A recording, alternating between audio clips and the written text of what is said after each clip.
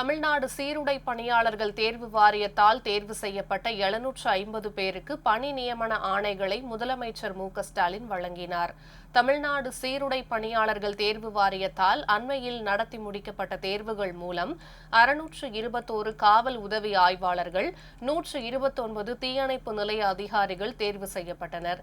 இந்நிலையில் இவர்களுக்கு பணி நியமன ஆணைகளை வழங்கும் விழா சென்னை கோட்டூர்புரத்தில் உள்ள அண்ணா நூற்றாண்டு நூலகத்தில் இன்று காலை 10 மணிக்கு நடைபெற்றது. இவ்விழாவில் கலந்து கொண்ட தமிழக முதலமைச்சர் மு.க.ஸ்டாலின் 621 காவல் உதவி ஆய்வாளர்களுக்கு பணி நியமன ஆணைகளை வழங்கி வாழ்த்தினார்.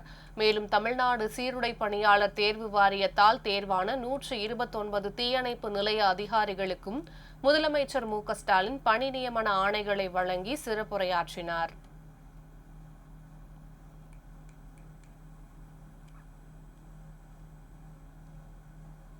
காவலர், தலைமை காவலர், உதவி ஆய்வாளர், ஆய்வாளர் மற்றும் துணை கண்காணிப்பாளர் ஆகியோருக்கு வழங்கப்பட்ட குடிமனை வீடுகளின் அளவு விகிதாச்சாரப்படி உயர்த்தி வழங்கப்பட்டு வருது.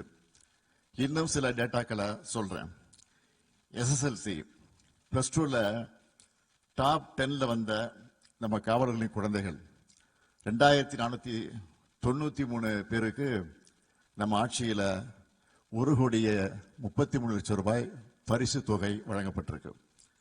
நம்ம அரசு பொறுப்பேற்றதிலிருந்து 66 துணை கண்காணிப்பாளர்களும் 1065 காவல் உதவி ஆய்வாளர்களும் 16,199 இரண்டாம் நிலை காவலர்கள்னு மொத்தம் 17,330 நபர்கள் தமிழ்நாடு காவல்துறைக்கு தேர்வு செய்யப்பட்டு பணியில அமர்த்தப்பட்டிருக்காங்க.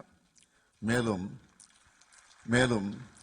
2000 தீயணைப்பாளர்கள், 129 நிலைய அலுவலர்கள், 366 இரண்டாம் நிலை சிறை காவலர்களும் தமிழ்நாடு சீருடை வாரியம் மூலமாக தேர்ந்தெடுக்கப்பட்டு பணியமர்த்தப்பட்டிருக்காங்க. காவல்துறையில பணிபுரிஞ்சு மறைந்தவங்களோட வாரிசுகள் 1532 பேருக்கு கருணை அடிப்படையில் பணி நியமன ஆணைகள் வழங்கியிருக்கிறோம். தொடர்ந்து உங்களோட நலனுக்காகவும் உங்க குடும்பத்தோட மகிழ்ச்சிக்காகவும் நம்ம அரசுல தேவையானவற்றை செஞ்சு தருவோம். இரவுப்புகள் பார்க்காம பண்டிகை நாட்களையும் வார இறுதி நாட்களையும் கூட நீங்க பொறுப்பா டியூட்டி பார்க்கிற நம்பிக்கையில தான் முதலமைச்சரான நான் தொடங்கி மாநிலத்தின் கடைகோடியில் வசிக்கிற சிட்டிசன் வர எல்லாரும் எங்க பணிகளை மேற்கொள்ளக்கூடிய சூழ்நிலை ஏற்படுது.